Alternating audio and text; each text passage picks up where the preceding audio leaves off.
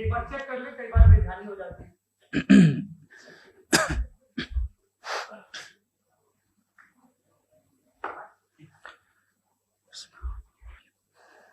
तमाम तारीफें उस क्रिएटर के लिए जिसने इस यूनिवर्स को एक मकसद के तहत पैदा किया है। रिस्पेक्टेड जनाब जावेद अख्तर साहब, मिस्टर सौरभ द्विवेदी और respected audience, thank you all for being here today. आज की डिबेट में चूंकि हम बात करने वाले हैं डज गॉड एग्जिस्ट के टॉपिक पर, तो ये एक ऐसा टॉपिक है जिसके मुताल्लिक कोई भी डिसीजन लेने के लिए अलग अलग स्टैंडर्ड्स हो सकते हैं। लिहाजा डिबेट के शुरू में यह जरूरी है कि हम ये जान लें कि आज के इस टॉपिक में कौन सा स्टैंडर्ड सही होगा और कौन सा गलत होगा। सबसे पहला स्टैंडर्ड जिसे मैं समझता हूं कि हमारे रिस्पेक्टेड जनाब जावेद अख्तर साहब बड़ी तेजी के साथ उसकी तरफ लपकेंगे, वो है साइंस। जबकि साइंस दर हकीकत खुदा के एग्जिस्टेंस को डायरेक्टली साबित करने या उसके एग्जिस्टेंस को डिनाई करने के लिए स्टैंडर्ड नहीं बन सकती। और उसकी वजह क्या है, ये मैं नहीं कह रहा, ये वो लोग कह रहे हैं जो साइंस के एक्सपर्ट्स हैं। नेशनल एकेडमी ऑफ साइंस कहती है science doesn't have the processes to prove और disprove the existence of God. Why? क्योंकि साइंस का ताल्लुक एम्पेरिकल एविडेंस से है और एम्पेरिकल एविडेंसेस का ताल्लुक हमारे नेचुरल और फिजिकल वर्ल्ड से है, जबकि गॉड नॉन फिजिकल और सुपर नेचुरल रियलिटी है। लिहाजा नॉन फिजिकल रियलिटी को आप उस टूल के साथ नहीं चेक कर सकते जिसका काम फिजिकल रियलिटी को तलाश करना है। लिहाजा आज इस डिबेट में गॉड की एग्जिस्टेंस को साबित करने या उसे डिनाई करने में साइंटिफिक एविडेंस को एक्सेप्ट नहीं किया जाएगा। दूसरा स्टैंडर्ड हो सकता है रेविलेशन, कि रेविलेशन के जरिए हम यह साबित करें कि गॉड एग्जिस्ट करता है या नहीं। लेकिन यह स्टैंडर्ड भी आज इररेलेवेंट है। क्यों? क्योंकि रेविलेशन मेरे नजदीक सोर्स ऑफ नॉलेज है, वैलिड सोर्स ऑफ नॉलेज है, लेकिन हमारे जावेद अख्तर साहब के नजदीक यह वैलिड सोर्स ऑफ नॉलेज नहीं है। लिहाजा आज की डिबेट में मैं एक भी एविडेंस किसी भी मजहबी स्क्रिप्चर से नहीं दूंगा ताकि जावेद अख्तर साहब के लिए वो अनएक्सेप्टेबल ना हो। तीसरा जो मेयार हो सकता है वो है ऑब्जर्वेशन, कि भाई कोई कहे कि हमें खुदा दिखाओ, अगर है तो दिखाओ, या ये कि खुदा के एग्जिस्टेंस पर एम्पेरिकल एविडेंस दो, तो यह है दर हकीकत गलत टूल का इस्तेमाल करना। यह ऐसा ही है कि जावेद साहब मुझसे यह मुतालबा करें कि मुफ्ती साहब आप मेटल डिटेक्टर के जरिए प्लास्टिक डिटेक्ट करके दिखाएं। अब चूंकि प्लास्टिक डिटेक्ट नहीं हो पा रही है लिहाजा plastic does not exist. No, you are using the wrong tool. इस टूल से प्लास्टिक को डिटेक्ट नहीं किया जाता। लिहाजा मैं समझता हूं कि गॉड के एग्जिस्टेंस पर एम्पेरिकल एविडेंस का मुतालबा करना एक बचकाना मुतालबा है और हमारे रिस्पेक्टेड जनाब जावेद अख्तर साहब इस स्टेज से अब बहुत आगे निकल चुके हैं। अब बचता है एक ही स्टैंडर्ड, और वो स्टैंडर्ड है अक्ल, लॉजिक, रीजनिंग। और यही वो स्टैंडर्ड है जिसके तहत गॉड की एग्जिस्टेंस को साबित किया जाएगा या गॉड की एग्जिस्टेंस को डिनाई किया जाएगा। लेकिन चूंकि ये बहुत इंपॉर्टेंट और सेंसिटिव टॉपिक है, इसलिए लॉजिकल आर्ग्यूमेंट भी ऐसा होना चाहिए जो डेफिनेटिव हो, इनडेफिनेटिव ना हो, जो 2 और 2 4 की तरह बिल्कुल वाजे हो, जिसे लॉजिकली रिजेक्ट करना पॉसिबल नहीं हो। फॉर एग्जाम्पल हम कहें हमारे रिस्पेक्टेड मिस्टर सौरभ साहब, ये एक इंसान है और तमाम इंसान कॉन्शियस बीइंग है। लिहाजा नतीजा क्या निकला, हमारे सौरभ साहब भी कॉन्शियस बीइंग है। क्या ये इनडेफिनेट आर्ग्यूमेंट है या डेफिनेट आर्ग्यूमेंट है? ये डेफिनेट आर्ग्यूमेंट है। ये 2 और 2 की तरह वाजे है, इसमें किसी तरह जो है लॉजिकली इसको रिजेक्ट नहीं किया जा सकता। तो अगर आज हमारे जावेद अख्तर साहब ऐसी कोई अकली दलील और लॉजिकल एविडेंस दें खुदा के ना होने पर जो डेफिनेट भी हो, तो मैं ये ऐलान करता हूं कि यकीनन मैं उस एविडेंस को कबूल करूंगा और उस पर गौर करूंगा। लेकिन साथ में यह भी ऐलान कर देता हूं प्रेडिक्शन के तौर पर कि ऐसा कोई डेफिनेट आर्ग्यूमेंट कोई नहीं पेश कर सकता। दलील हम देंगे और डेफिनेटिव दलील देंगे, लॉजिकल दलील देंगे, ऐसी दलील देंगे जो एंटायर एथिस्टिक वर्ल्ड उसे रेफ्यूट नहीं कर सकती। चलें अब हम एक एग्जाम्पल सोचते हैं, एक सिनेरियो, सिंपल सिनेरियो, तमाम ऑडियंस से गुजारिश है। हम और आप एक आइसोलेटेड आइलैंड पर हैं, ऐसा आइलैंड जहां पे हमसे पहले कोई कभी नहीं गया। चलते चलते आपके सामने अचानक आपने देखा एक पिंक कलर की बॉल पड़ी हुई है।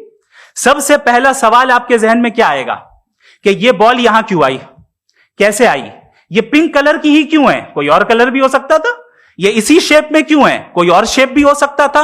नेचुरली आप इस तरफ पहुंचेंगे कि कोई ना कोई है जिसने इन स्पेसिफिक प्रॉपर्टीज के साथ इस बॉल को बनाया है और यहां पे रखा है। चूंकि आप जानते हैं कि ये जो बॉल है इसका एग्जिस्ट करना जरूरी नहीं है, ये एग्जिस्ट कर भी सकती थी, नहीं भी कर सकती थी, और एग्जिस्ट करना ही था तो किसी और फॉर्म में करती, किसी और कलर में करती। अब आप इस बॉल को एक्सपैंड करते चले जाएं, एक्सपैंड करते चले जाएं, एक्सपैंड करते चले जाएं, यहां तक कि ये बॉल यूनिवर्स के साइज की हो जाए। बताइए कि क्या साइज के बढ़ जाने से सवाल बदल जाएगा? हरगिज नहीं बदलेगा। अभी भी सवाल रहेगा, ये यूनिवर्स कहां से आया, इन स्पेसिफिक प्रॉपर्टीज के साथ कहां से आया, क्यों आया, किसने बनाया, यह सवाल उस वक्त भी वैलिड रहेगा। लेकिन यह सवाल अगर हम जनाब जावेद अख्तर साहब से करें तो चूंकि इनका वर्ल्ड व्यू एथिस्टिक है, और सिर्फ इनका नहीं, मतलब जितने भी एथिस्ट हैं और एथिस्टिक वर्ल्ड व्यू को रखने वाले से अगर आप ये सवाल करें कि ये यूनिवर्स कहां से आया, तो इनका जवाब या तो आर्ग्यूमेंट फ्रॉम इग्नोरेंस होगा या डॉगमेटिक होगा। या तो ये कहेंगे कि मुझे नहीं पता कि ये कहां से आया, लिहाजा गॉड डज नॉट एग्जिस्ट, ये आर्ग्यूमेंट फ्रॉम इग्नोरेंस है। या ये कहेंगे कि ये यूनिवर्स खुद ब खुद बन गया, इसका मतलब ये है कि उस बॉल को भी खुद ब खुद बन जाना चाहिए। लेकिन बॉल के ताल्लुक से ये एक्सप्लेनेशन एक्सेप्ट नहीं की जाएगी कि ये खुद ब खुद बन गई, लेकिन यूनिवर्स के ताल्लुक से कर दिया जाएगा। इसे हम दूसरे अल्फाज में डॉगमा भी कह सकते हैं। दूसरी चीज, हमारे जावेद अख्तर साहब जरूर गॉड ऑफ गैप्स की मिसाल भी जरूर देंगे, और मिसाल देंगे कि पहले जमाने में बिजलियां कड़कती थी तो लोगों ने किसी एक खुदा की तरफ, और बारिश होती थी तो दूसरे खुदा की तरफ मंसूब कर दिया, उनके पास दलील नहीं थी।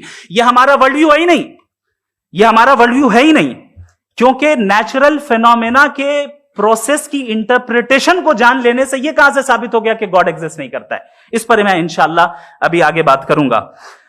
आप हजरात ये भी देखेंगे, और मैं ये एक्सपेक्ट करता हूं कि हमारे रिस्पेक्टेड जनाब जावेद अख्तर साहब जरूर इमोशनल आर्ग्यूमेंट्स भी देंगे, जो कि एक लॉजिकल फेलेसी है जब बात आती है ट्रुथ को डिसाइड करने में। क्यों? मिसाल के तौर पर वो कहेंगे कि अगर गॉड है तो इविल क्यों एग्जिस्ट करता है, जबकि मैं कहता हूं इविल का एग्जिस्ट करना गॉड के एग्जिस्ट करने की दलील है, उसके खिलाफ नहीं है। चूंकि अगर गॉड है तो हम सब उसके सामने अकाउंटेबल हैं, और अगर हम अकाउंटेबल हैं तो अकाउंटेबिलिटी के लिए इविल का मौजूद होना जरूरी है, उसके बगैर हम अकाउंटेबल नहीं हो सकते। और अगर हम अकाउंटेबल नहीं हैं तो हम जनाब जावेद अख्तर साहब से पूछेंगे कि आप बताएं कि फिर सफरिंग इस दुनिया में क्यों है? अगर खुदा नहीं है तो सफरिंग क्यों है? और उन लोगों के जज्बे का क्या जिनके अंदर सफरिंग के बाद इंतकाम लेने का जज्बा पाया जाता है और वो इस दुनिया से ऐसे ही चले गए, क्या उनकी सारी तकलीफें बेकार चली जाएंगी? अब आ जाएं उसी एग्जाम्पल की तरफ कि बॉल, मुझसे अगर कोई पूछे इस बॉल को किसने बनाया और या इस एक्सपेंडेड बॉल को किसने बनाया, मैं कहूंगा कि चूंकि ये यूनिवर्स और इस यूनिवर्स की तमाम चीजें कॉन्टिंजेंट हैं। कॉन्टिंजेंट होने का मतलब ये होता है कि जो अपने एग्जिस्टेंस पे किसी के ऊपर डिपेंड करती हो, तो जाहिर है ये यूनिवर्स कॉन्टिंजेंट है। और अगर कोई चीज कॉन्टिंजेंट नहीं है तो मैं रिक्वेस्ट करूंगा कि मुझे दिखा दें कि कौन सी चीज यूनिवर्स में कॉन्टिंजेंट नहीं है, हम भी जरा गौर कर लें और हम भी देख लें। और जब कॉन्टिंजेंट चीजें मौजूद हैं तो फिलोसोफर्स की इस्तिलाह के मुताबिक, हम उस टर्मिनोलॉजी के मुताबिक हम उस जगह तक पहुंचते हैं और उस हस्ती तक पहुंचते हैं जिसे नेसेसरी बीइंग कहा जाता है, कि ये वो नेसेसरी बीइंग है जिसका मौजूद ना होना नामुमकिन हो। क्योंकि अगर ये मौजूद ना हो तो सारी चीजें एग्जिस्टेंस में आएंगी ही नहीं, और ये सारी कॉन्टिंजेंट चीजें उसी के ऊपर डिपेंड करती हैं। अब अगर आप ये सवाल करते हैं कि फिर उस हस्ती को किसने बनाया, फिर उसका कॉज क्या है, फिर उसका कॉज क्या है, फिर उसका कॉज क्या है, और एंडलेसली चले जाएं, इसे हम कहते हैं इन्फिनिट रिग्रेस ऑफ कॉजेस, जो कि लॉजिकल फेलेसी है। कॉन्सेप्चुअली इंफिनिटी पॉसिबल है। मिसाल के तौर पे न्यूमेरिकल्स 1 2 3 गिनते चले जाएं, इन्फिनिट नंबर्स हैं। मैं कॉन्सेप्चुअली बात नहीं कर रहा, प्रैक्टिकली रियलिटी में साबित करके दिखाएं कि infinite regress of causes possible है या नहीं। अगर पॉसिबल है तो हम मान लेंगे, मिसाल दे दें, और पॉसिबल नहीं है तो एक ही ऑप्शन बचता है जिसे हम कहते हैं नेसेसरी बीइंग। ऐसी नेसेसरी बीइंग जो इंडिपेंडेंट है, क्योंकि अगर वो डिपेंडेंट हुई तो वो नेसेसरी नहीं रहेगी।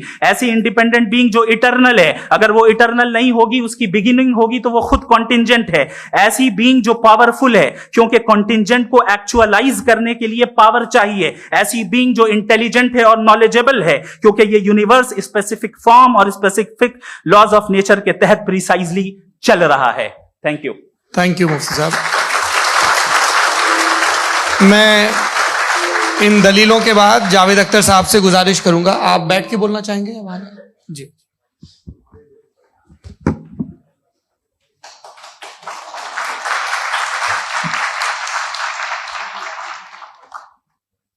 पहले तो मैं मुफ्ती साहब को एक अच्छी खबर देना चाहूँगा कि मेरी नॉलेज साइंस के बारे में बड़ी मामूली है, तो आप फिक्र ना करें उसकी, लेकिन कुछ कॉमन सेंस है मुझ में। देखिए, ये खुदा का तस्वुर कोई नया तस्वुर नहीं है, ये सदियों से रहा है। ये कुछ रिलीजन 3000 साल पुराने होंगे, 4000 साल पुराने होंगे, लेकिन इंसान कोई 10,000 12,000 साल से एग्जिस्ट करता है होमोसेपियन की शक्ल में, और हमेशा कुछ ना कुछ मजहब रहे। ये मजहब जाहिलों के नहीं थे, ये मजहब एक ऐसी ग्रीक सोसाइटी के थे जहां बड़े बड़े फिलोसफर पैदा हुए। ये मजहब इजिप्शियंस के थे जिन्होंने पिरामिड्स बनाए थे। ये रोमन्स के थे कि जिनका आर्किटेक्चर और सेनेट यानी पहली बुनियाद डेमोक्रेसी की, लिमिटेड थी मगर डेमोक्रेसी थी, ये उन लोगों ने किए थे। तो इनका जो जुपिटर था, रा था, ज़्यूस था, उन्हें उस पर इतना ही एतमाद था जितना आज किसी मजहबी आदमी को अपने खुदा पे होगा। क्रिश्चियनिटी आने से पहले यूरोप में एक मजहब था, जर्मेनिक रिलीजन। उसका एक खुदा था, उसकी एक बीवी थी, उसके 2 बेटे थे, एक बेटी थी। फिर जर्मनी में जब यूरोप में क्रिश्चियनिटी आई तो वो खुदा, उसकी बीवी और पूरे खानदान चला गया। तो हमने, अगर हम हिस्ट्री देखें तो खुदा जो है वो ज्यादातर फानी है, वो हमेशा रहे नहीं। और वो जो लोग इन्हें मानते थे उनको आप कहें वो तो जाहिल थे, उन्हें तो कुछ पता ही नहीं था, ऐसा नहीं है। वो अपने वक्त में बड़े काबिल लोग थे और अपने वक्त में उन्होंने बड़े बड़े काम किए हैं, फिलोसफर्स थे, साइंटिस्ट थे, लेकिन उनका मजहब कहाँ गया, उनके खुदा कहाँ गए? आज जो खुदा हैं दुनिया में लोग उन्हें मानते हैं। आपको क्या मालूम कि कितने बरसों के बाद क्या होने वाला है? हम यूरोप में देखते हैं तो चर्च खाली हैं। तो वक्त के साथ चीजें बदलती हैं। जहां तक इसका ताल्लुक है मजहबों का, हर मजहब आपसे एक चीज मांगता है, फेथ। ये फेथ क्या चीज होती है? What is the difference between faith and belief? ये तो बहुत ही अहमकाना बात होगी कि कोई आदमी कहे साहब अगर खुदा है तो मुझे दिखाइए। ये तो जाहिलाना बात हुई। मैंने तो नॉर्थ पोल नहीं देखा है, मगर मैं मानता हूं कि नॉर्थ पोल है। मैं क्यों मानता हूं? इसलिए कि अगर ये दुनिया राउंड है तो उसका कोई टॉप होगा। कुछ लोग हैं जो वहां गए भी हैं, कॉमन सेंस कहता है कि ऐसा होगा, सबूत है, गवाह है, रीजन है। तो ये मेरा फेथ नहीं है। तो फेथ में और बिलीफ में डिफरेंस क्या है? जो मजहब मांगता है आपसे, हर मजहब फेथ मांगता है। फेथ का मतलब यह है कि ना कोई गवाह हो, ना कोई सबूत हो, ना कोई रैशनल हो, ना कोई लॉजिक हो, ना कोई प्रूफ हो, मगर तुम एक बात को मानो। यह है फेथ। वरना बिलीफ होता। अगर इसमें कुछ भी सबूत होते, गवाह होते, तो फिर इसे आप बिलीफ कहते हैं। जैसे मेरा बिलीफ है कि नॉर्थ पोल है, मेरा फेथ थोड़ी है। फेथ इन तमाम शर्तों को रद्द करता है। तो फिर स्टुपिडिटी क्या है? अगर मैं एक बात ऐसी मानूं जिसकी ना कोई लॉजिक है, ना कोई रैशनल है, ना कोई प्रूफ है, ना कोई गवाह है, ना कोई सबूत है, और मैं उसे मानूं, तो ये स्टुपिडिटी हुई। इसे ही भाई कल को मैं यकीन कर लूं कि एलोन मस्क जो है मेरा भाई है, तो मुझे इंतहाई खुशी होगी, सुकून भी बहुत मिलेगा मुझे। लेकिन और कहे भाई क्यों मानते हो, क्या सबूत है भाई, वो तो अमेरिकन है और तुम तो इंडियन हो, वो तो नस्ल अलग है, तुम्हें कभी मिले भी नहीं। साहब देखिए मेरा फेथ है, इस पे बात ना किया। फेथ का मतलब ही यह है कि आप प्रूव नहीं कर सकते। अगर आप प्रूव कर सकते हो तो फेथ की जरूरत ही नहीं, फिर तो आप बात करेंगे, आप कितनी बहस कर लीजिए। अल्टीमेटली दुनिया का हर मजहब फेथ पे टिका है, और फेथ का मतलब है एक ऐसा यकीन जिसका कोई सबूत, कोई गवाह, कोई रैशनल नहीं। अब आप ये कहें, क्या आप ये क्यों कह रहे हैं कि साहब ये कायनात किसने बनाई? कमाल ये है कि आपने बताया कि एक आइलैंड पे गए और एक बॉल देखी। आपने ये नहीं कहा कि आइलैंड किसने बनाया, आपको सिर्फ बॉल पे हैरत हुई। हमने आइलैंड पे हमने हैरत नहीं की, होते हैं आइलैंड। इसी तरह ये आइलैंड है, सितारे, ये गैलेक्सीज, ये सब आइलैंड हैं खला में। हम उन्हें टेकन फॉर ग्रांटेड लेते हैं, हम पूछते नहीं किसने बनाए। आपने जजीरे के बारे में भी नहीं पूछा है। मेरी पैदाइश कैसे हुई? क्या मैं प्लान पैदा हुआ था? I was plan to be born, या एक लकी स्पर्म था जो किसी एग से चिपक गया? मेरी पैदाइश रैंडम। और इंसाफ जिसे आप कहते हैं, इंसाफ का तो नेचर से कोई वास्ता ही नहीं। जो आप कहते हैं कि एक दिन इंसाफ मिलेगा, इंसाफ is a human concept, nature में कोई इंसाफ नहीं। अगर शेर हिरन को खा जाता है तो उसे कोई सजा नहीं मिलती। अगर एक आंधी आती है और हरे भरे पेड़ों को उखाड़ के फेंक देती है तो आंधियों की जेल नहीं होती है। नेचर में इंसाफ नहीं, इसलिए मुझे नेचर को इंसाफ की जरूरत भी नहीं। नेचर तमाम एक है। अब हम कहें कि साहब ये देखिए जो मैंने खाना खाया था, ये मेरी आंख तो नहीं यूं कर दिया उसे, तो इसे सजा मिलनी नहीं, वो सिस्टम है, ऐसे ही चल रहा है। नेचर बगैर इंसाफ के है। इंसाफ इज अ ह्यूमन कॉन्सेप्ट। तो जो आपसे कहता है कि मैं तुम्हें इंसाफ दूंगा, वो इंसानी जहन की पैदावार है। ये नेचुरल है ही नहीं, ये आसमानी है ही नहीं। नेचर का तस्वुर, इंसाफ का तस्वुर। भाई आप साथ मिलते हैं, अब आप लेफ्ट हैंड ड्राइव करते हैं, ये क्या है? तमाम सच, तमाम नेकी, तमाम शराफत लेफ्ट हैंड ड्राइव है। वरना क्या होगा, या तो आप क्योस कर देंगे, आपका एक्सीडेंट हो जाएगा, या आप किसी को मार देंगे, या ट्रैफिक जैम हो जाएगा। झूठ, बेईमानी, रिश्वतखोरी, ये तमाम जो है driving on the wrong side, इसके ऊपर कुछ नहीं। ये तो हमने बनाया, जैसे हमने लेफ्ट हैंड ड्राइव बनाई है। ये कॉन्सेप्ट ऑफ इंसाफ जो है ये हमारा है, इसका नेचर से कोई वास्ता नहीं। शेर खा जाता है हिरन को, उसे जेल होती है क्या? कुछ भी नहीं, है ही नहीं। तो ये जो दुनिया के रिलीजन प्रॉमिस करते हैं आपसे इंसाफ, इसी से मालूम होता है कि ये मैन मेड है। ये तसव्वुर कहीं और का है ही नहीं। जो नेचर है, कुछ लोग कहते हैं नेचर ही खुदा है, तो नेचर में तो इंसाफ नहीं कहीं। और आप वादा कर रहे हैं कि तुम्हें मरने के बाद इंसाफ मिलेगा। मुझे अगर मिलेगा तो मैं बहुत खुश होऊंगा, लेकिन मैं यकीन नहीं कर पाता हूं, इसलिए कि मैं फेथ नहीं पैदा कर सकता। The very fact that religion demand faith, इसका मतलब है कि उनके पास जस्टिफिकेशन नहीं है। अच्छा साहब, फिर रिलीजन अगर मॉडरेशन में है, कोई सा भी नहीं, वो आप में कुछ खूबियां भी पैदा करता होगा, देखिए उससे ये फायदा है, वो फायदा है।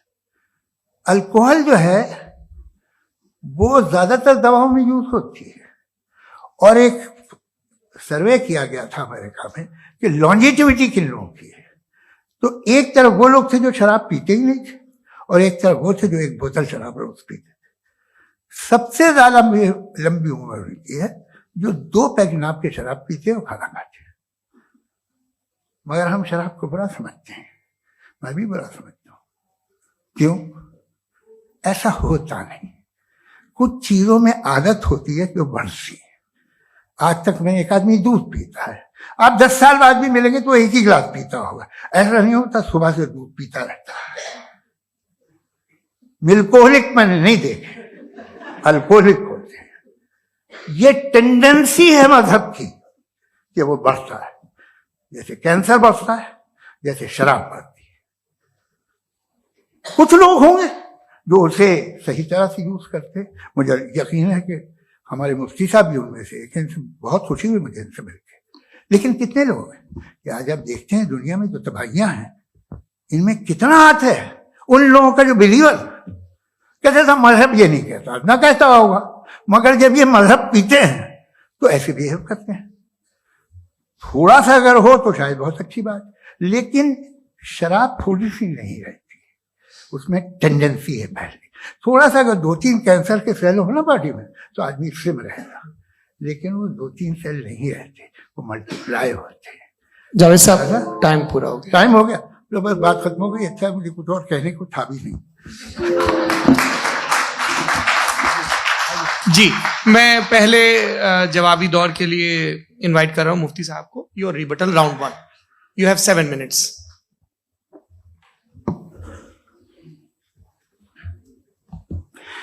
Thank you very much Javed साहब। आपकी बात को सुनकर बड़े महजूज हुए हम लोग। महजूज, do you understand? We enjoyed. Okay, अब थोड़ा सा लॉजिकली उसको हम लोग दरअसल हम लोगों ने कल गुजारिश की थी मुफ्ती साहब से भी, जावेद साहब से भी, कि हिंदुस्तानी जबान आम फहम सबको समझ में आ जाए और जहां कहीं आप मुश्किल शब्द इस्तेमाल करें वहां बताते भी चलें। Thank you. तो सबसे पहले हमारे रिस्पेक्टेड जावेद साहब ने हवाला दिया कि खुदा फानी है। कितने मजहब आगे चले गए, किसी ने जुपिटर को खुदा माना, किसी ने किसी को माना। मैं कहता हूं जिसने कॉन्टिंजेंट चीज को खुदा माना, गलत माना, वो खुदा ही नहीं, वो खुदा ही नहीं है। हम तो नेसेसरी बीइंग को साबित करने बैठे हैं, वो नेसेसरी कॉज जो इटरनल है, जो अबदी भी है और अजली भी है। हम किसी और को साबित करने नहीं बैठे। दूसरी चीज उन्होंने कहा कि फेथ एंड बिलीफ, ये एक ऐसी डेफिनेशन है फेथ की जो इन्होंने पहली मर्तबा पेश की है, या माफ कीजिएगा इन्होंने पहली मर्तबा पेश नहीं की है, रिचर्ड डॉकिंस ने पहली मर्तबा पेश की है। मुझे मालूम है ये सोर्स कहां से है। एपिस्टेमोलॉजिकली फेथ और बिलीफ का फर्क आप इस तरह नहीं कर सकते सर। फेथ सही भी होता है, गलत भी होता है, बिलीफ सही भी होता है, गलत भी होता है। जो लॉजिक, रीजन और एविडेंस से बैक्ड होगा वो फेथ सही होगा। और आप जिस फेथ की बात कर रहे हैं कि इलॉजिकल है और उसके पीछे नहीं है, तो we are on the same page. हम नहीं मानते उस फेथ को, जो फेथ ऐसा हो जिसके पीछे कोई लॉजिक ना हो, एविडेंस ना हो, हम नहीं मानते। हम तो उस फेथ के कायल हैं जिसके पीछे लॉजिक हो और एविडेंस हो। तो बिलीफ सही भी होता है, गलत भी होता है, फेथ भी सही होता है और गलत भी होता है। तो आज फेथ और बिलीफ के डिफरेंस पे बात नहीं हो रही। आज आप चाहे फेथ एक्सेप्ट कर लें या बिलीफ एक्सेप्ट कर लें, आज ये बात होगी कि ट्रूथ क्या है। चाहे ट्रू बिलीफ सही है या ट्रू फेथ सही है, और फॉल्स फेथ क्या है और फॉल्स बिलीफ क्या है, बात इस पे हो रही। दूसरी चीज इन्होंने पूछा, स्टुपिडिटी फिर क्या है? अगर फेथ रिलीजन स्टुपिडिटी नहीं है तो और क्या है? चूंकि फेथ का मुतालबा करते हैं तो स्टुपिडिटी क्या है? मैं कहता हूं स्टुपिडिटी एथिज्म है। उसकी वजह यह है कि आप एक सड़क पे जा रहे हो और आप किसी गार्डन में जाएं और देखें वहां लिखा है फूलों के साथ, I love Javed Akhtar and I really do, I love you sir. So जब आप वहां पर पहुंचे तो वहां पहुंचकर अब ये बताएं, क्या आप ये कहेंगे wow what a natural selection? ये क्या नेचुरल सिलेक्शन है? नहीं, ये प्रिसाइजली डिजाइंड है, इसके पीछे डिजाइनर है। लिहाजा अगर कोई एक ऐसी कॉमन सेंस की बात को कबूल नहीं कर रहा है कि यूनिवर्स जो इतने प्रिसाइजली काम कर रहा है, हम कह दें कि खुद ब खुद बन गई, मैं समझता हूं इससे बड़ी स्टुपिडिटी और कुछ नहीं है। ये इरैशनल चीज है। फिर हमारे सर ने कहा कि आपने बॉल पे फोकस किया, आइलैंड पे फोकस नहीं किया। अरे आइलैंड को किसने बनाया यही समझाने के लिए तो बॉल की मिसाल दे रहा हूं। और बॉल भी कॉन्टिंजेंट है, आइलैंड भी कॉन्टिंजेंट है, दोनों नेसेसरी बीइंग का मुतालबा करते हैं। आगे इन्होंने कहा कि नेचर में कोई इंसाफ नहीं है। हम डिसाइड करते हैं कि मोरालिटी क्या होती है, इंसाफ क्या होता है। हम डिसाइड करते हैं, जैसे ड्राइविंग सीट में ट्रैफिक वाला, ये तो किसी खुदा ने नहीं कहा, ये है, इसे कहते हैं फॉल्स इक्विवेलेंस। ये एक लॉजिकल फेलेसी है। आपने जो है मिसाल दी ड्राइविंग की और ट्रैफिक की, ये सब्जेक्टिव मोरालिटी है। आप सब्जेक्टिव मोरालिटी को मिसाल बनाकर ऑब्जेक्टिव मोरालिटी के ऊपर नहीं थोप सकते। इंसाफ की ऑब्जेक्टिव मोरालिटी, अगर आप ये कहते हैं कि नेचर में इंसाफ नहीं है तो इंसाफ का न होना ये नेचुरल हुआ, तो फिर नेचर को नेचर रहने दे, क्यों हम इतना स्ट्राइव कर रहे हैं दुनिया में इंसाफ लाने के लिए? ये तो इलॉजिकल बात है, इरैशनल बात है। इसलिए बहुत सी चीजें ऐसी हैं जो ऑब्जेक्टिवली जो है इविल या गुड हैं, और बहुत सी चीजें ऐसी हैं जो सब्जेक्टिवली हैं। सब्जेक्टिवली जो मोरल होता है या इमोरल होता है उसको हम सोशल कंसेंसस से या पर्सनल प्रेफरेंस से डिसाइड करते हैं, लेकिन जो ऑब्जेक्टिव मोरालिटी है जिसमें इंसाफ आया, जो इन्होंने बार बार रिपीट किया, ये ऑब्जेक्टिव है, सब्जेक्टिव नहीं है। अगर आप कहते हैं ये सब्जेक्टिव है तो मेरा सवाल आपसे ये है, क्या सोशल कंसेंसस के जरिए अगर जुल्म को सही करार दे दिया जाएगा तो आप जुल्म को जस्टिफाई करेंगे? दूसरी चीज, इन्होंने यह कहा कि 2 पैक शराब पी लें तो वो उतने पे नहीं रहता, बढ़ जाता है। यही मामला मजहब के साथ है, 2 पैक आप पी लें बढ़ेगा। तो ये एक ऐसी मिसाल है, इसको कहीं भी फिट कर लें कि आप एथिज्म पे जब फिट करें, जब आप 2 पैक एथिज्म का लेंगे ना तो वो बढ़ बढ़ के नॉर्थ कोरिया बनेगा। Thank you.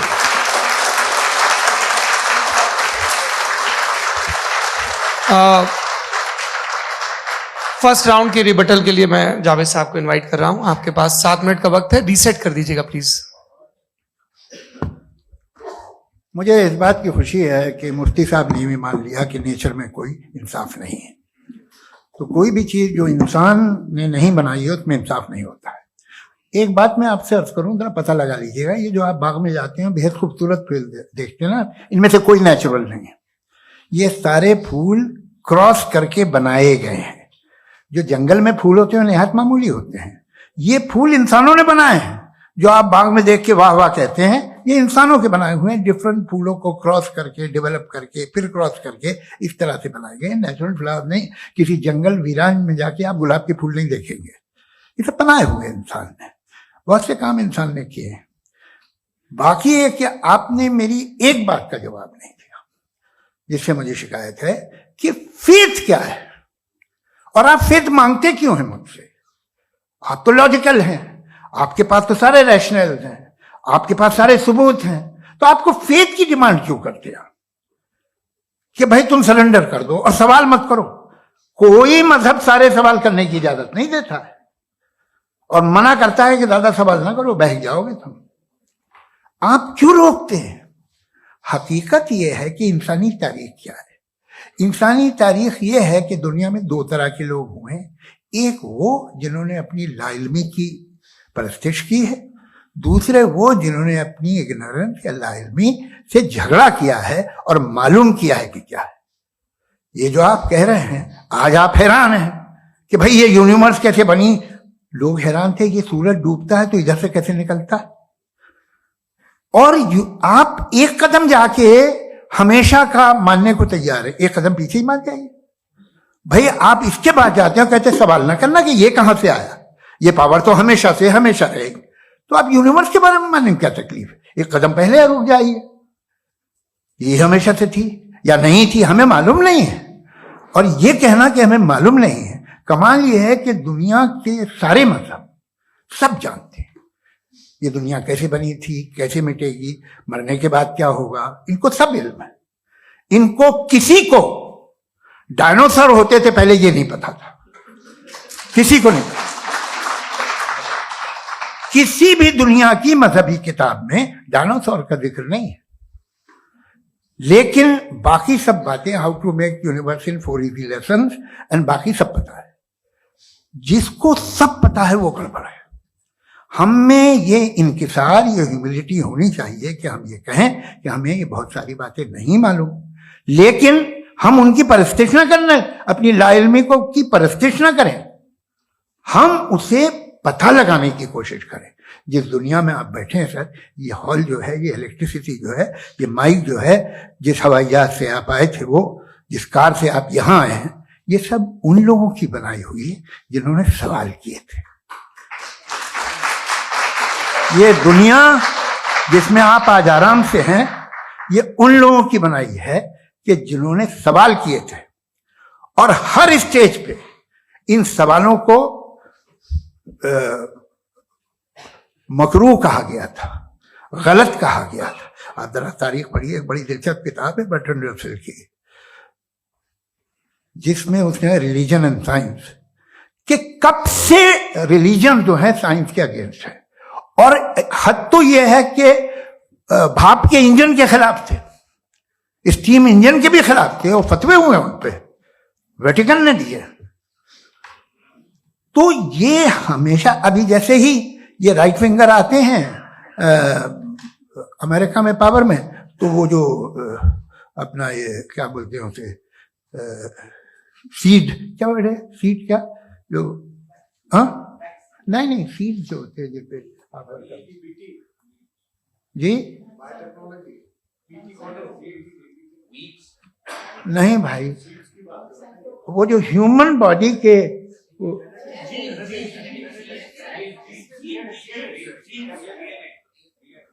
उस पर रिसर्च बंद हो जाती है, रिपब्लिकन नहीं करने देते।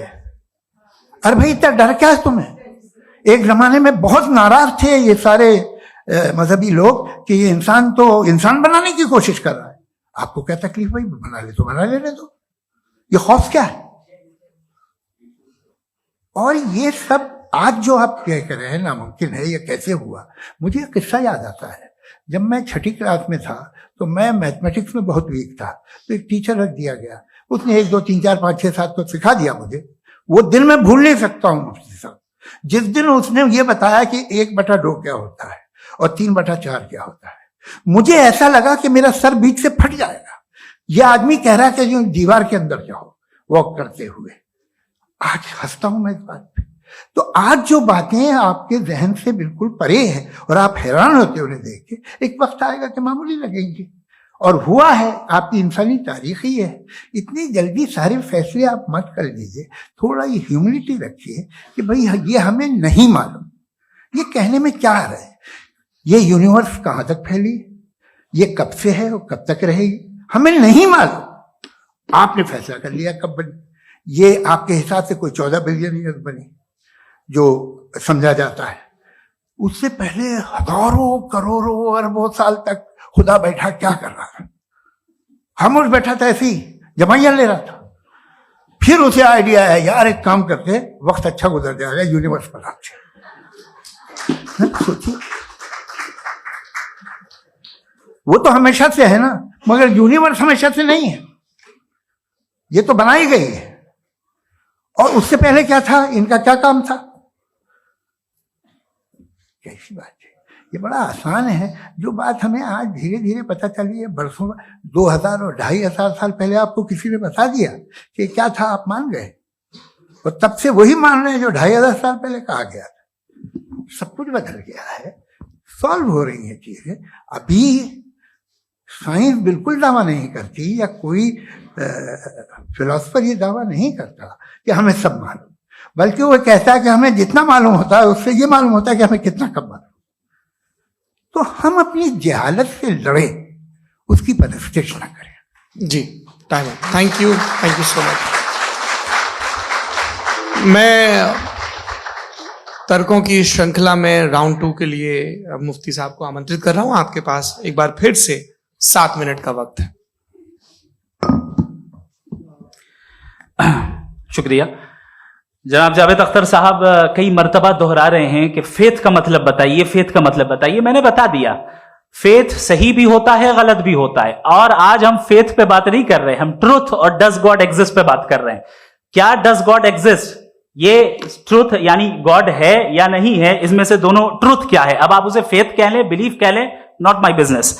उसके बाद आपने कहा कि भाई सवाल करने से मजहब रोकता है।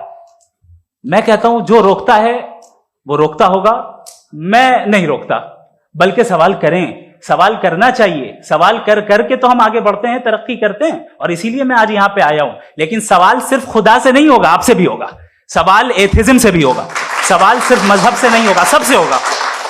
और आज मैं सवाल करूंगा और उम्मीद है कि आप जवाब देंगे। अभी तक आपने वैसे कॉन्टिंजेंसी आर्गुमेंट का कोई जवाब नहीं दिया। चलें, आपने कहा यूनिवर्स के बारे में इटर्नल क्यों नहीं बोल देते। ये चूंकि लॉजिकली पॉसिबल ही नहीं है कि यूनिवर्स इटर्नल हो। यूनिवर्स एक कॉन्टिंजेंट चीज है जो टाइम एंड स्पेस के पाबंद है, टाइम एंड स्पेस से बाउंड है। जो टाइम एंड स्पेस से बाउंड होगा वो कॉन्टिंजेंट होगा, जो कॉन्टिंजेंट होगा वो उसकी बिगिनिंग हुई होगी, जिसकी बिगिनिंग हुई होगी वो इटर्नल नहीं हो सकता। ये तो कॉमन सी बात है। आपने कहा कि किसी मजहबी किताब में डायनासोर का जिक्र नहीं है। अफसोस कि आज तक किसी मैथमेटिक्स की किताब में मुझे डायनासोर का जिक्र नहीं मिला। तो इसका मतलब मैथमेटिक्स की किताब बेकार है? नहीं, उसका वो टॉपिक नहीं है। रेवलेशन का और मजहबी किताबों का टॉपिक ये नहीं है कि आपको आके बताए साइकिल कैसे बनाते हैं, या आकर ये बताएं कि जो है डायनासोर कब था। वो तो मोरालिटी सिखाने आया है, गॉड के बारे में बताने आया, नॉन फिजिकल रियलिटी की हकीकत को सिखाने के लिए आया। रिलीजियन साइंस को रोकता है? नहीं रोकता। अगर रोकता है तो गलत करता है। रिलीजियन साइंटिज्म को रोकता है, जिसमें हमारे जावेद साहब मुब्तला हैं। साइंस और साइंटिज्म में फर्क है। साइंटिज्म यह है कि आप समझें कि साइंस और साइंटिफिक मेथोडोलॉजी ये नॉलेज को हासिल करने का वाहिद सोर्स ऑफ नॉलेज है। यह है साइंटिज्म। हम इसे रिजेक्ट करते हैं। हम साइंस को तो तरक्की करते हैं। भाई आप हमारी पूरी तारीख कर लें, पढ़ लें तो आपको पता चल जाएगा। बहरहाल ये अलग टॉपिक है। उसके बाद इन्होंने एक लफ्ज कहा, वेटिकन ने फतवा दिया। वेटिकन का फतवे से कोई ताल्लुक नहीं है, दोनों कॉन्ट्राडिक्टरी अल्फाज हैं। उसके बाद उन्होंने कहा कि भाई हमें नहीं मालूम। अगर नहीं मालूम तो क्लियरली कह देना कि नहीं मालूम है, इसमें क्या हर्ज है। तो वही तो मैं कह रहा हूं ना कि आप कह दें कि नहीं मालूम, लेकिन क्लेम क्यों कर रहे हैं कि गॉड एग्जिस्ट नहीं कर रहा है। आप कह दें नहीं मालूम है, हो सकता है हो सकता ना हो, लेकिन आप क्लेम कर रहे हैं। The moment you say God does not exist, this is a claim, and now the burden of proof is upon you too, जैसे हमारे ऊपर है। और क्यों है मैं बताता हूं, क्यों है ये भी मैं बताता हूं। फिलोसॉफिकली जो क्लेम होता है ना, सिर्फ ये नहीं होता कि इंसान कहे पॉजिटिव क्लेम करे और नेगेटिव क्लेम करे तो बर्डन ऑफ प्रूफ नहीं है। आप मिसाल के तौर पे मैं कहूं कि फुला उस कमरे में कोई नहीं है, मैंने एक नॉलेज का क्लेम किया है। उस कमरे में कोई नहीं है, मैंने एक नॉलेज का क्लेम किया। या तो मैं कहूं मुझे नहीं पता, हो भी सकता है नहीं भी हो सकता है, this is not a claim. लेकिन जब मैं कह रहा हूं कि वहां कोई नहीं है, या मैं कह रहा हूं वहां कोई है, दोनों क्लेम है और दोनों के ऊपर बर्डन ऑफ प्रूफ है। हमारे ऊपर भी बर्डन ऑफ प्रूफ है। मैंने कंटिंजेंसी आर्ग्यूमेंट दिया, इसे तोड़कर दिखाइए। आखिरी चीज, इन्होंने कहा कि खुदा दुनिया बनाने से पहले 150 साल पहले या करोड़ों साल पहले क्या कर रहा था। अरे हजरत, चलें बहरहाल मैं जवाब दे देता हूं। आप हमारे रिस्पेक्टेड पर्सनालिटी हैं, अगर आप नहीं होते तो मैं इसे एंटरटेन ही नहीं करता। टाइम ये 100 साल पहले या 100 साल बाद, पहले बाद में अभी, ये वो अल्फाज हैं जिनका ताल्लुक टाइम से है। टाइम शुरू ही हुआ है यूनिवर्स की बिगिनिंग के बाद, तो उसके पहले खुदा क्या कर रहा था? सवाल इलॉजिकल है, ये फेलेसी है। यानी आप ये कह रहे हैं कि यूनिवर्स के बनने से पहले खुदा क्या कर रहा था? टाइम के बनने से पहले, पहले का ताल्लुक टाइम से, टाइम उस वक्त था ही नहीं, तो ये सवाल ही इनवैलिड है खुदा के ताल्लुक से। दूसरी चीज, आर्ग्यूमेंट ऑफ कंटिंजेंसी जो मैंने आपके सामने पेश की है, आपने बार बार ये प्रूफ किया और ये कह रहे हैं कि गॉड ऑफ गैप्स। देखिए पहले नहीं मालूम था, साइंस ने कर दिया। सिंपल की मिसाल से मैं समझा देता हूं। जिस गैप्स की आप बात कर रहे हैं ना, साइंस उन गैप्स को जिन चीज के जरिए भी प्रूव करेगा वो कॉन्टिंजेंट ही होगा। अब चाहे वो फोर्स हो, मैटर हो या एनर्जी हो। लिहाजा सवाल हमारा उस वक्त भी वैलिड होगा जब तक कि आप नेसेसरी बीइंग पे ना आ जाएं, और इन्फिनिट रिग्रेस पॉसिबल नहीं है of causes in practical world, तो जाहिर है कहीं रुकना पड़ेगा। जहां रुकेंगे वही खुदा है। दूसरी चीज, आपने ये कहा, क्या कह रहा था मैं, किस पॉइंट को? What? Oh no, after that. Just now. हाँ, जहां रुकेंगे वही खुदा है। बहरहाल, तो टाइम का जिक्र हो गया। गॉड ऑफ गैप, सॉरी, या इसकी एक मिसाल आप ले लें। एक कार है, एक साहब ने देखा कि भाई कार जो है उसके व्हील्स कितने अच्छे लगे हुए हैं, सही जगह पे, स्टीयरिंग जो है कितने अच्छे जगह पे लगी हुई है, और सीट्स कितने वेल डिजाइंड है, कितनी प्रिसाइजली ये कार काम कर रही है। तो जरूर कोई ना कोई इसे क्रिएट किया है, किसी ने क्रिएट किया है। अब जावेद साहब आए और कहे, अरे जनाब बोनेट खोलिए, इसमें इंजन है, इंजन इस कार को चला रहा है, hence prove no one has created the car. This is illogical, this is irrational.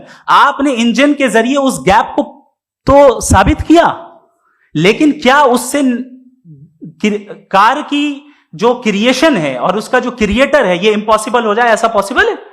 उसका सवाल खत्म हो जाए, ऐसा पॉसिबल है? नहीं। आपने गैप्स को फिल करके, कॉन्टिंजेंट चीजों से गैप्स को फिल करके हमारे ऑब्जर्वेशन को और ब्रॉड कर दिया। अब हमें और पता चल गया कि ये जो कार है इसका सिस्टम कितना ज्यादा कॉम्प्लेक्स है। पहले कम समझते थे, अब कॉम्प्लेक्सिटी और ज्यादा वाजे हो गई। अब हमें समझ में आ रहा है कि हमारी सर्टेनिटी और बढ़ गई कि जरूर इस कार को किसी ना किसी ने बनाया। यही मामला यूनिवर्स का है। साइंस हमेशा फिजिकल वर्ल्ड की चीजों को ही फिल करती जाएगी और फिजिकल चीजों से ही करती जाएगी, क्योंकि एम्पेरिकल एविडेंस का ताल्लुक फिजिकल वर्ल्ड से है। आप साइंस के जरिए मेटाफिजिकल रियलिटी को कभी साबित नहीं कर सकते। ये रॉन्ग टूल का इस्तेमाल करना है। ये वही काम है कि आप मेटल डिटेक्टर से प्लास्टिक डिटेक्टर करने चलें, जो कि जाहिर है सही नहीं है। Thank you.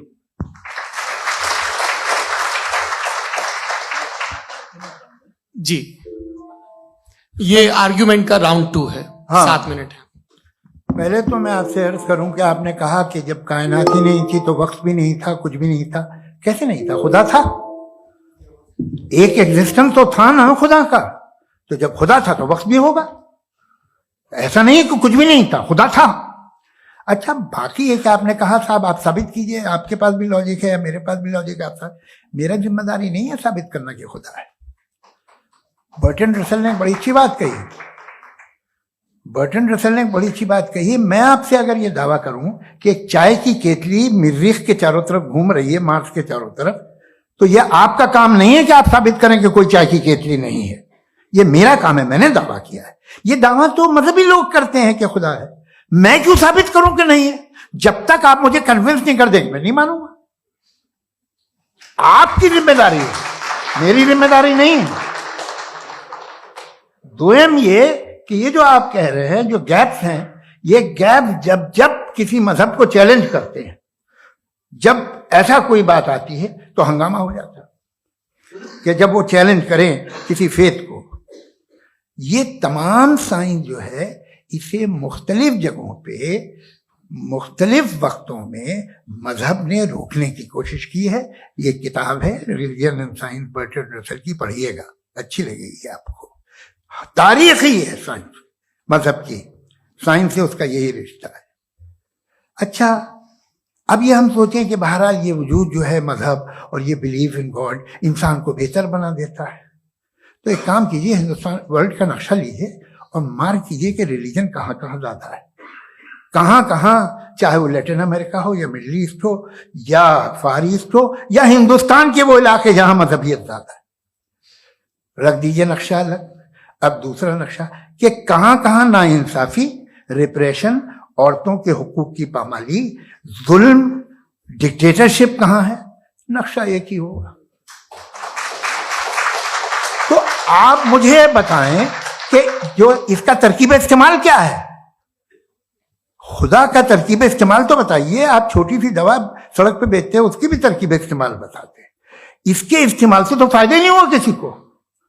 जो सारे के सारे खराब मुल्क हैं, खराब समाज है, वो सारे जुल्म खुदा के नाम पे करते हैं।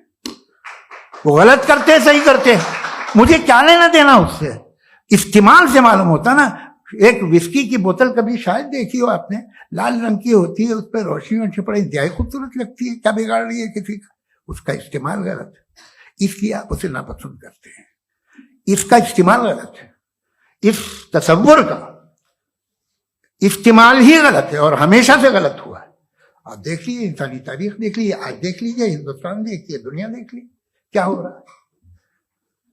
इसे कैसे इस्तेमाल कर रहे हैं फेथ वाले लोग? क्या फेयर हैं, जस्ट हैं, जो अपने खुदाओं पे यकीन रखते हैं? वो किस तरह के लोग हैं? वो लोगों को इंसाफ देते हैं, वो बेहतर इंसान बने। तो इस दवा का फायदा क्या है? चलो बहुत फायदा हो रहा तो मैं इस्तेमाल कर लूंगा। मुझे तो इस दवा का कोई फायदा दिखता ही नहीं। मुझे तो ऐसा लगता, मैं एक और बात बताऊं, अगर कोई आदमी मजहबी है और अच्छा आदमी है तो मैं उसकी बहुत इज्जत करता हूं, इसलिए कि मेरा ख्याल है मजहबी आदमी का अच्छा होना मुझसे अच्छा होने से ज्यादा मुश्किल है। भाई हर चीज की एक लिमिट है। आप इतना भाग सकते हैं, इतना नहीं भाग सकते, इतना वजन उठा सकते, इतना नहीं उठा सकते, इतना दूर देख सकते हैं, इतना दूर नहीं देख सकते। उसी तरह कॉमन सेंस कहता है कि आप में नेकी का भी एक कोटा होगा। अब आप अगर सुबह जाते हैं अपनी इबादत गाह और इबादत करते हैं, तो बाहर निकलते हैं तो आप तो यही महसूस करते हैं कि आपने एक बहुत अच्छा काम किया, आपकी नेकी का एक बहुत बड़ा कोटा खर्च हो गया जिससे किसी का कोई फायदा नहीं। मैं तो नहीं जाता हूं तो मुझे तो किसी को खाना खिलाना पड़ेगा, किसी बेवा की मदद करनी पड़ेगी, मैं अपना कोटा कैसे कंज्यूम करूं? आप अपना कोटा, सारे मजहबी लोग इंतहाई यूजलेस कामों में यूज करते हैं, उसके बाद भी अगर आप में बच्ची है थोड़ी सी शराफत, तो भाई वाह क्या बात।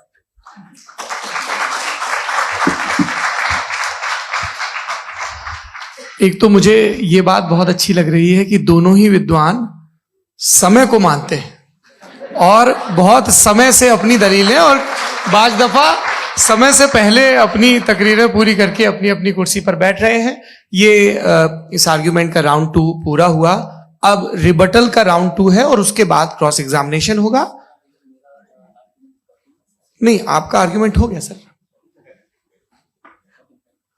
हमारे यहाँ स्कूल के सिलेबस में पंच परमेश्वर कहानी पढ़ाई जाती है, प्रेमचंद जी की लिखी हुई। आप निश्चिंत रहिए, आपके कोई राउंड में मिस नहीं होने दूंगा। रिबटल का राउंड 2 मुफ्ती शमाइल नदवी साहब।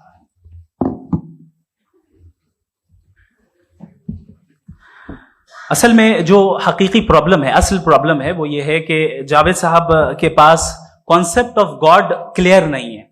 इन्होंने कहा कि कायनात से पहले खुदा तो था, तब भी तो टाइम होगा। ये टाइम कायनात का हिस्सा है। हम खुदा, उस खुदा को मानते हैं, नेसेसरी बीइंग का टाइमलेस होना जरूरी है, चूंकि वो टाइम का क्रिएटर है। जब उसने टाइम को क्रिएट किया तो वो खुद टाइम पे कैसे होगा? उसने जब स्पेस को क्रिएट किया तो खुद स्पेस में कैसे होगा? अगर वो टाइम एंड स्पेस को पहले से ही उसका पाबंद है तो फिर किस चीज को उसने क्रिएट किया?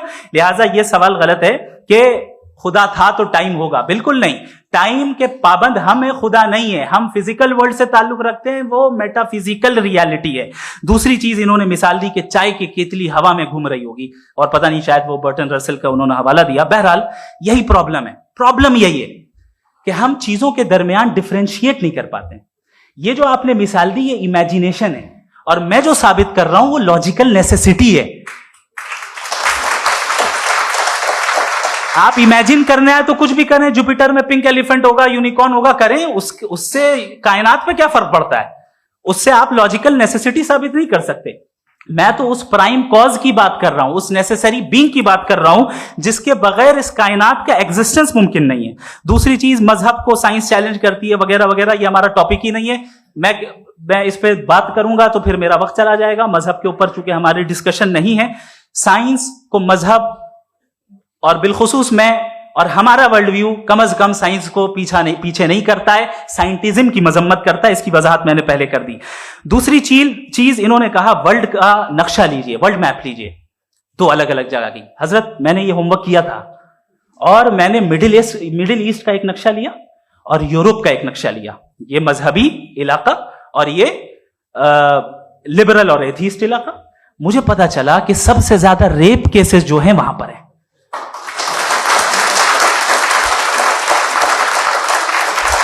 मुझे ये पता चला यूएन की रिपोर्ट के मुताबिक, मैं ये अपने घर से नहीं लेके आ रहा, कि जो वर्किंग वुमेन है यूरोपियन कंट्रीज में, उसमें 81% वुमेन सेक्सुअल हैरेसमेंट का वर्क में शुमार हो रही है। ये मिडिल ईस्ट में नहीं हो रहा है, वो मजहबी लोग हैं इसलिए नहीं हो रहा है।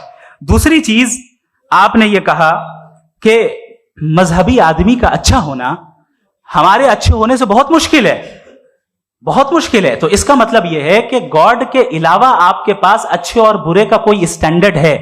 मैं चाहूंगा कि कन्वर्सेशनल स्टाइल वाले डिस्कशन और सेगमेंट पे इसी पे बात कर लेते हैं। Thank you very much.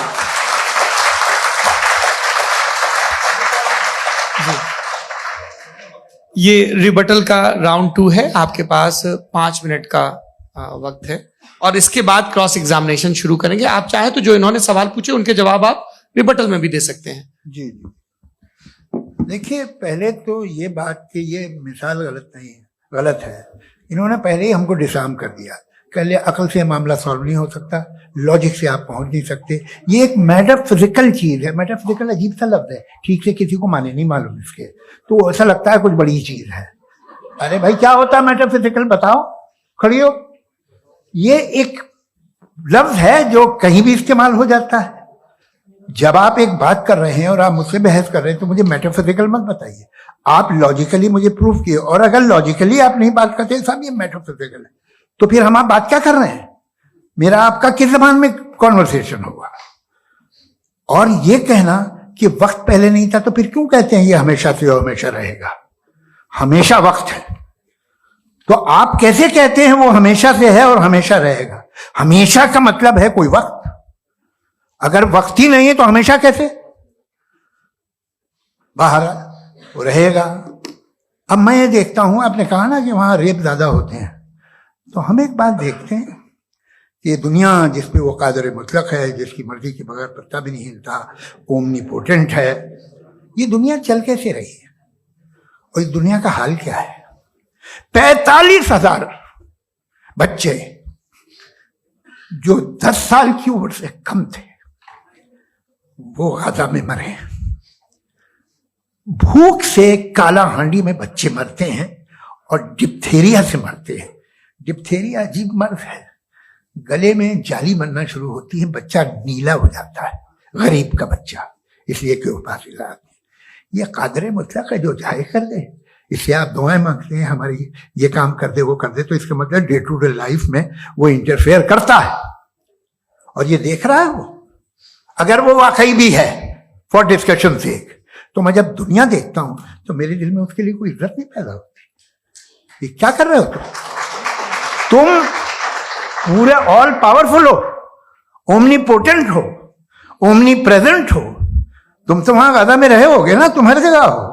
तुम देख रहे थे कि बच्चे की कैसे धज्जियां उड़ रही, तुम देख रहे थे और तुम चाहते हो मैं तुम्हारी परस्तिश करूंगा, तुम हो भी। अरे यार, इसके अच्छे तो हमारे चीफ प्राइम मिनिस्टर हैं, कुछ तो ख्याल करते हैं। कमाल है, आप किसकी इबादत कर रहे हैं? अगर वो है भी, ये दुनिया नाइंसाफी से, जुल्म से, जबर से, तशद्दुद से भरी हुई है। और आप ये मत कहिएगा कि वो देख रहा है और वो बताएगा एक दिन। अगर वो देख रहा है और इंटरफेयर नहीं करता तो आप दुआ क्यों मांगते? आप कहते हैं मेरा ये काम करा दे, इसके मतलब है वो दखल दे सकता है, वो आपको नौकरी दिलवा सकता है, भले दूसरे आदमी को ना मिले, मगर आपका काम कर देगा चूंकि आपने दुआ मांगी है।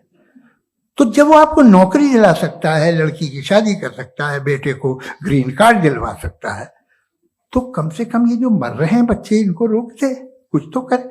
मुझे तो दुनिया में, इस दुनिया का कोई मालिक है, इसका ओमनीपोटेंट कोई रूलर है, और ये दुनिया ऐसी चल रही है। मैं तो चाहूंगा कि भाई ना हो, अगर हो तो बड़ी शर्मिंदगी की बात है। शुक्रिया।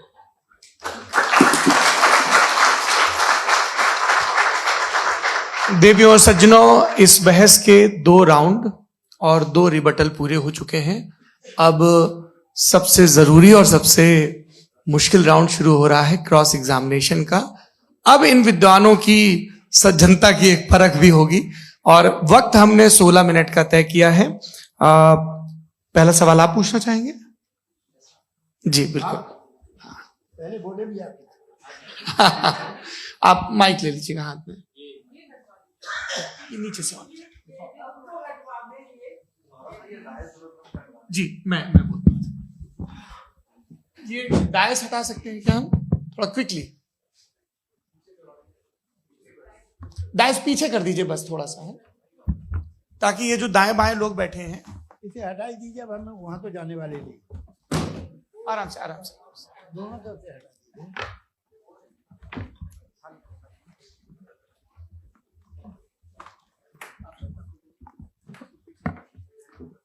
इस बीच आप लोग भी अपने अपने सवाल तैयार कर लें।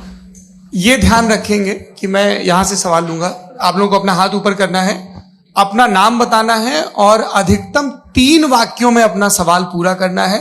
कई लोग सवाल की जगह भाषण देने लगते हैं, उससे आज बचना है।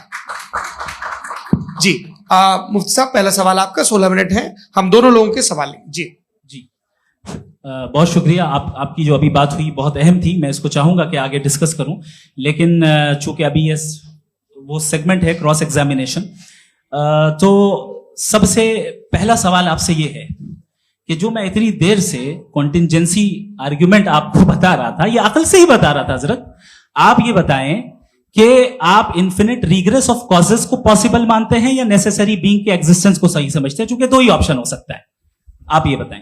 देखिए, आपको मैं ईमानदारी से बात करूं, एक तो मैं कॉन्टीजेंसी वर्ड ठीक से समझता नहीं, और इस वक्त भी जो आपने अंग्रेजी के अल्फाज इस्तेमाल किए वो जरा थोड़े से मुझे डिफिकल्ट और कॉम्प्लिकेटेड लगे, तो आप जरा सिंपल जबान में सवाल कर सकते हैं। बिल्कुल कर सकता हूं। जी। यूनिवर्स की हर चीज कॉन्टिंजेंट होने का मतलब यह है कि वो अपने एग्जिस्टेंस में किसी के ऊपर डिपेंडेंट है। जो भी चीज डिपेंडेंट होगी वो चीज इंडिपेंडेंट नहीं हो सकती, तो उसका कोई ना कोई कॉज होगा। तो अब आप क्या समझते हैं कि ये इन्फिनिट रिग्रेस है, यानी कॉज पर कॉज, कॉज पर कॉज, कॉज पर कॉज, और कभी कोई यानी ये एंडलेसली चलता रहा? क्योंकि अगर ऐसा होगा तो हम तो एग्जिस्टेंस में आते ही नहीं। लॉजिकली ये मुत्तफक अलैह चीज है, मुत्तफक अलैह अग्रीड अपॉन। इस पे हमने एग्री किया था कि मुश्किल शब्द आएगा तो अर्थ बताना पड़ेगा। तो इन्फिनिट रिग्रेस तो पॉसिबल नहीं है, तो कहीं ना कहीं आपको रुकना पड़ेगा ऐसे नेसेसरी बीइंग पर। नहीं, कोई जरूरत नहीं रुकने की। किसने कहा आप रुकना पड़ेगा? आप रुकते हैं खुदा पे, आप नहीं रुकते। आप कहते हैं वो हमेशा से, जब उस वक्त से है जब वक्त नहीं था। आप कहाँ रुकते हैं कि अब हुआ था वो? आप नहीं कहते। हम क्यों नहीं मान सकते कि यूनिवर्स जो है और बल्कि मल्टीवर्सेस जो है वो हमेशा से हैं, वो बनती है, बिगड़ती है। एक हमारे यहाँ एक चीज है ब्लैक होल, वो समेट लेता है वापस, फिर ब्लास्ट होता है, फिर फैल जाता है। और इसमें हमारी तो खैर कोई औकात ही नहीं है इंसान की। एक छोटे से जर्रे पे हम 50-60 साल की उम्र रखते हैं, जो करोड़ों अरबों साल की कायनात उसमें, और पैदा भी निहायत ही बेहुदा वजह से हुए थे। तो इसमें ये सोचना कि इसकी वजूहात और ये क्यों है, ये डिपेंडेंट है, ये हम देख रहे हैं। क्या मालूम, आप सोचिए कि ये जो फैल रही है कायनात, ये कहाँ फैल रही है, ये कहाँ जा रही है, और ये फैल क्यों रही है? अरे बना ली थी तुमने, रुको भैया, हाँ काफी है। ये फैल क्यों रही है? ये और कौन सी कायनात जिसे मैं दूरबीन से देखता हूं तो 2 बिलियन लाइट ईयर पे है, उससे मेरा कोई वास्ता ही नहीं है। 2 बिलियन ईयर यानी अगर मैं 80,000 माइल्स पर सेकेंड से चलूं तो 20 करोड़ साल में वहां पहुंच जाऊंगा। इसकी जरूरत क्या थी? ये दुनिया, ये कायनात तो इंसान अशरफुल मखलूकात के लिए बनाई गई ना। तो ये सब ये टर्म समझ में नहीं आया, इसमें कोई खास समझने वाली बात थी भी नहीं। ये जो अल्टीमेट कहा यह जाता है कि ये जो पूरी यूनिवर्स है, ये जो दुनिया है, ये इंसान के लिए बनाई गई। अच्छा, ये सब इंसान के लिए। क्यों साहब, सही है ना? बिल्कुल, लेकिन इसका ये मतलब नहीं कि किसी चीज के पीछे रीजन आपको नहीं पता तो रीजन नहीं है, इसे कहते हैं नहीं, मुझे नहीं पता, लेकिन मेरी जिम्मेदारी नहीं। वो बिल्कुल सही कहा था उसने।